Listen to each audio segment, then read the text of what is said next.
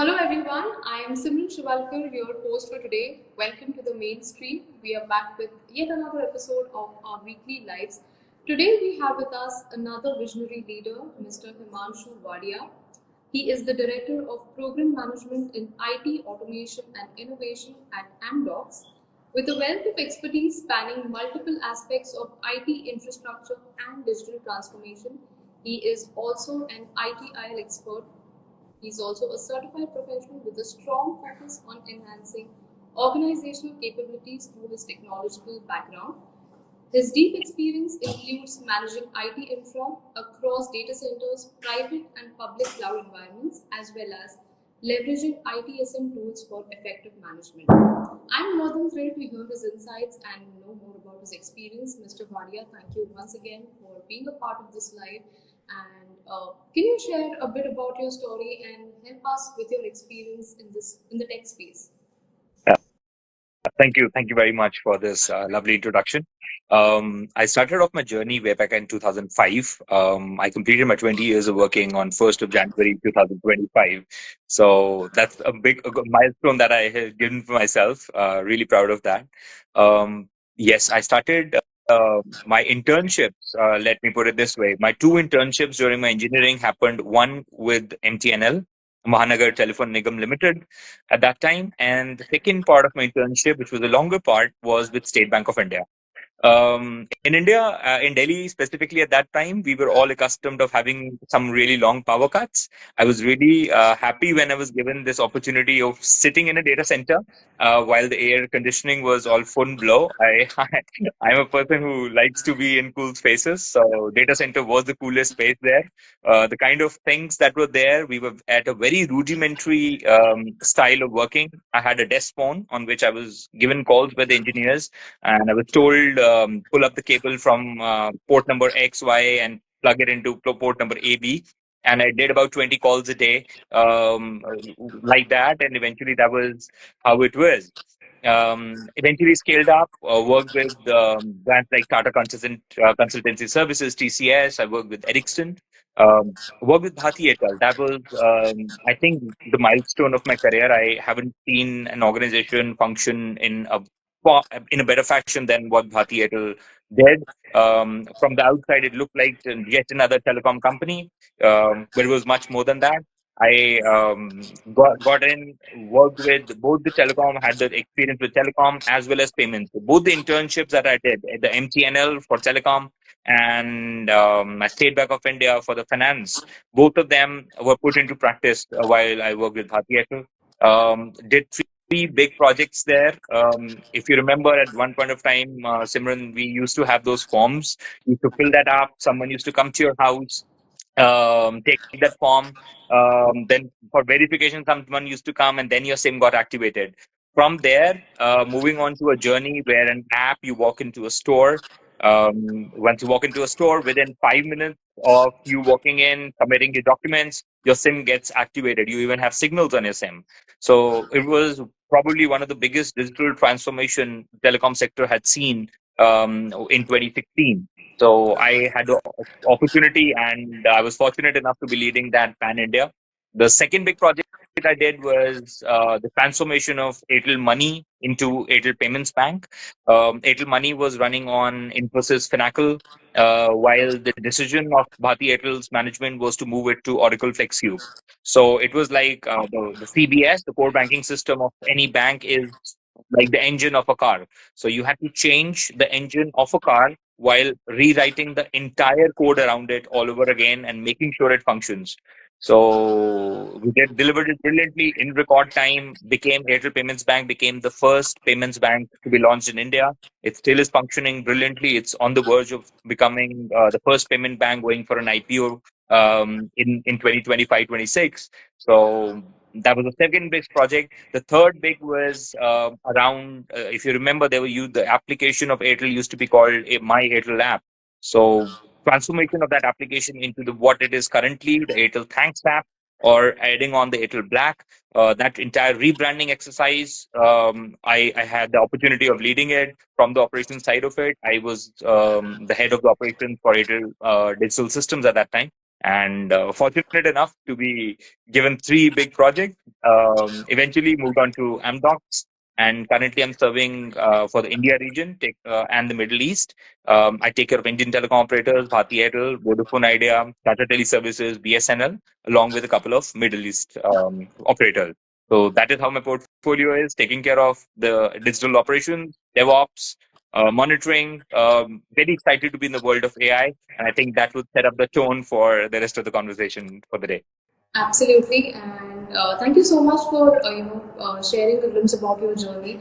Congratulations on completing almost 2 decades now, and because you've seen a transformation, right from the, as you mentioned earlier, when back in the days we used to have to go through a long process of getting a SIM card. But looking at the scenario now, we can just SIM cards are accessible. We are now able to access 5G as well. How has this transformation, when it comes to telecom industry and India, how has the landscape changed, and how do you envision the future?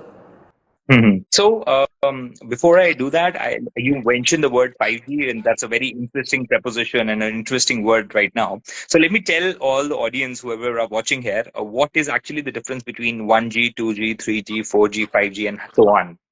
So, 1G, when it was launched, it was text only.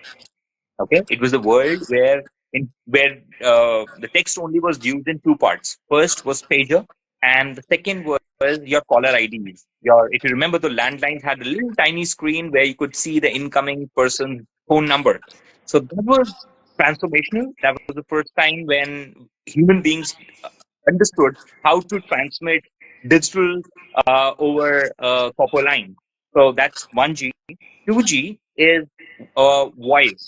Okay, so we introduced, opposed to world of pages, we introduced voice over wireless. So 1G was text only, 2G was voice and text. Now 3G was voice, text, and data. Okay, we remember the world of 3G when you started having those GPRS phones where you could have access to the websites. So 3G was voice, text, and data. What was 4G was voice, text, and data together. Okay, we could all do it at the same time. While in the world of 3G, while you were on a phone call, you could not be accessing your data. While in the world of 4G, you could be accessing your data while you were even speaking. Now, what is 5G is voice, text, and data together, and that too at broadband speeds or exceptionally high speeds. Now, we're soon entering in the next 5 years, a half a decade, in the world of 6G. What will be 6G? 6G will be the next bit of transformation where you will be eliminating all the telecom towers from the face of Earth, and the internet will be beamed from the satellites directly onto your phones. The SATCOM technology has been there for a very long time, but that's the first time when it will be commercialized, will be accessible, and will be ready for the people to be consuming. So the world has changed in all these years. Uh, the Indian telecom has proved to be a backbone of the digital revolution that we have seen post COVID. A Swiggy wouldn't have been a Swiggy without telecom. A Zepto wouldn't have been a Zepto without telecom.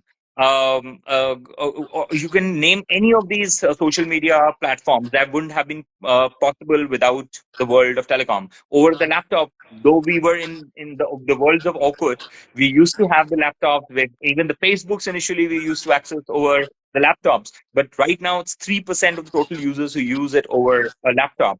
While the laptops are also being powered by broadband, which are provided by telecoms, but a handy telecom device has now turned into a personal device. That has been the biggest takeaway from the telecom sector in the last 10 years, 15 years. Great, and rightly said. So I think looking back 10 years down the line, Yeah. things wouldn't have accessible even when you speak about in terms of consumer point of view. Right. But right now, looking at the accessibility, looking at the ease and the comfort that telecom industry has provided, I think there's more to come. But you've also been a leader when it comes to digital transformation, and I'm sure you've had your share of challenges as well. So if there's any common challenges that you could highlight, and if you could address them in this life. I'll be really glad to answer that question. Now, the simple answer to of these questions are that in this world, there are a lot of technologies that come and go. Okay, there are certain technologies that stay forever and evolve. How at a point of time where right now I have 100,000 technologies ready to be adopted, available how do I ensure to understand what are the technologies that will sustain in the next 10, 15 years? There could be technologies that could just come and just go in the next 5 years or 2 years. Technology is very, very fast paced. Like again, this social, giving the typical example of Orkut. There was a time when Orkut was at its peak. Okay. And then there was a decline of Orkut as a platform, and then Mark Zuckerberg introduced the world of Facebook to the world. Now, even Facebook is on a decline. Okay, so the technologies will come and will go. Understanding from the tech set what technology will sustain the future, how they will sustain the future. The typical example I would like to quote is that of IBM. IBM very intelligently broke themselves up into IBM and the managed services division of Kyndryl. It was probably one of the best decisions IBM could have taken at that point of time. Now that not just gave focus to the R&D of IBM to focus themselves and work for the technologies of the 2050, but also the managed services to evolve themselves individually, grow themselves as a PNL, and eventually rule the world and conquer the world. So understanding as a leader, understanding what technologies, what organizations will be here for the future, what are the things that need to be trained for the set of people that are working for me, who will eventually become the leaders of tomorrow. How to ensure they have that understanding and they have the tech set mindset to adopt to those technologies, learn those technologies, and also have this like the SDLC, the software development life cycle. They have to understand and they have to forget. It is not that they will continue working on these technologies for a very long time. It is not the world of the 90s where the emails have been, I think we've seen through a lot of transformation even on the email side, from the IBM Lotus Notes that was the market leader at one point of time, with a combination of BMC Remedy, which used to be the market leader. Now we have bunch of products. We have Outlook, we have web accesses of multiple email providers. We have ServiceNow, which came up, became a brilliant tool. I haven't seen a more robust tool than ServiceNow. They probably anything that you can think of, you have a check mark. You just adopt. You just customize, you adopt, and the ease of use of ServiceNow as a platform. Now that became a challenge when Zoho came into picture. When things like Altation came into picture. Now all these will remain there. They will continue serving and continue evolving. You as a leader have to pick what to choose, what to train, and what to sustain for the next decade. That's the vision I would probably request for the next generation leaders to have. Wonderful, and thank you so much for the lovely insights. You've also been associated with BFSI and fintech sector, and Yes. because you spoke about AI, emerging trends like AI and automation are now taking over. But how do you think these technologies would impact telecom and the fintech sector, especially when we talk about the Indian landscape? See, again, a very interesting question, very good question that you had. Simran, a telecom, majority of the work of telecoms IT is around the payments. How do the payments work in telecom? You pay for your DTH, right? In India, DTH is primarily a prepaid kind of setup. While in rest of the world, it's a postpaid kind of a setup in the US and the Canada, in the European region, in South America, Brazil, Peru, Argentina, Chile, all these places, DTH is a postpaid kind of a setup where you get a bill at the end of the month. In India, it is a prepaid kind of scenario. Okay. And this is for all the audience who are watching this live. What happens when you recharge your DTH and the services, your channels do not resume in the next 1 or 2 minutes? It immediately becomes a call to the call center, right? Now, very